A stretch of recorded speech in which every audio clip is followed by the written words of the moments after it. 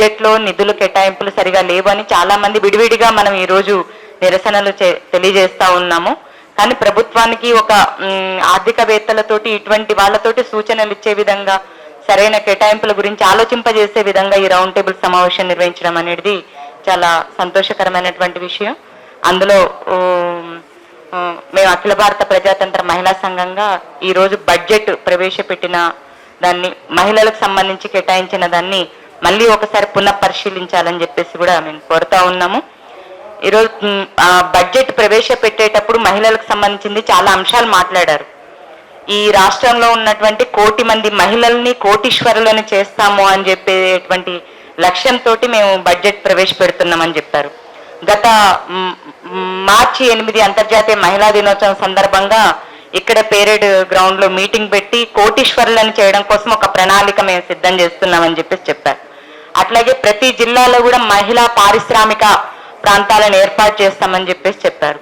కానీ ఇవన్నిటినీ కూడా ప్రతిఫలించే విధంగా ఈరోజు బడ్జెట్ కేటాయింపులు అనేది జరగలేదు. 3000 కోట్లు దాదాపుగా ఇచ్చారు. అంటే పూర్తి బడ్జెట్లో కనీసం ఒక్క శాతం కూడా ఈ రాష్ట్రంలో ఉన్న సగభాగం ఉన్నటువంటి మహిళల సంక్షేమం కోసం కేటాయించినటువంటి పరిస్థితి. గతంలో స్త్రీ శిశు సంక్షేమం కోసమే ప్రత్యేకంగా శాఖ ఉండేది. ఇప్పుడు ఇందులో వికలాంగుల శాఖను కూడా మెర్జ్ చేయడం జరిగింది. అట్లా చూసుకున్నప్పుడు అసలు ఏ రకంగా కూడా ఇది మహిళల సంక్షేమానికి ఉద్దేశించిందిగా మనకు కనిపించట్లేదు.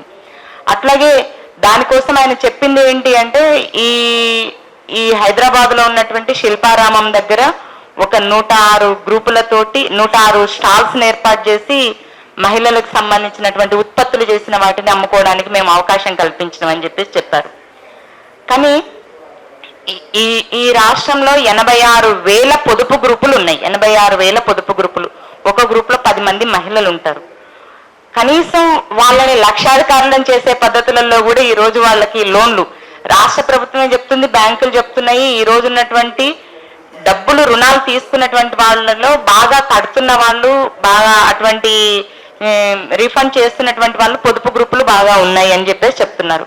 కానీ ఆ పొదుపు గ్రూపులకి లోన్లు ఇచ్చే దాంట్లో కానీ ప్రతి ప్రభుత్వం వచ్చిన తర్వాతకి మహిళలకి వడ్డీ లేని రుణాలు ఇస్తాము, రుణమాఫీ చేస్తాము, పావల వడ్డీ రుణాలు ఇస్తామని చెప్పేసి చెప్తా ఉన్నారు. దానికి ఈ రోజు పావలా వడ్డీ రుణాలు ఇవ్వాలి అని చెప్పేసి అనుకున్నా. వీళ్ళు 0% వడ్డీ అన్నారు.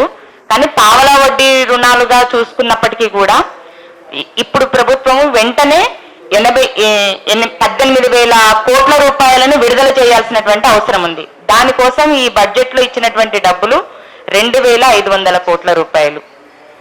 అంటే ఏ రకంగా కనీసం వడ్డీ లేని రుణాలు వాటికి సంబంధించినవి రీఫండ్ చేసే దాంట్లో కూడా చాలా తక్కువ పద్ధతులలోనే చూస్తున్నటువంటి పరిస్థితి ఉంది. ఒకవైపు ఉపాధి హామీ పథకంలో మహిళలే ఉన్నారు. ఆ రకంగా చూసినా కానీ మహిళల ఉపాధికి సంబంధించిన ఎటువంటి గ్యారంటీ లేనటువంటి పరిస్థితి. మహిళల సంక్షేమం కోసం ఈ రోజు కోటీశ్వరులను చేస్తానంటే దానికి సంబంధించిన నిధులు కేటాయించలేదు. మరోవైపు ఈ రోజు మహిళల మీద జరుగుతున్న దాడులు, అత్యాచారాలు ఇటువంటి వాటిని కంట్రోల్ చేయడానికి కావాల్సినటువంటి మహిళా శాఖలకి ఏ రకమైనటువంటి నిధులు కేటాయించకుండా ఈ రోజు చేతులు దులుపుకునేటువంటి ప్రయత్నమే చేస్తూ ఉంది. మరోవైపు ఏమో ఈ మహిళలందరినీ కూడా కోటీశ్వరులను చేస్తా అని చెప్పేసి మాటలు మాట్లాడుతూ ఉంది. అంటే కొద్ది మంది కోసమే ఈ రోజు ప్రభుత్వం చేస్తూ ఉంది. మేధావులు చెప్పినటువంటి వాటిల్లో ఆ అంశాలన్నీ వచ్చినాయి. కాబట్టి ఇప్పుడున్న ఈ బడ్జెట్ ఏ రకంగా కూడా మహిళా శిశు సంక్షేమానికి సరిపోదు. ఈ బడ్జెట్ని మళ్ళీ పునఃసమీక్షించి పెంచాలి.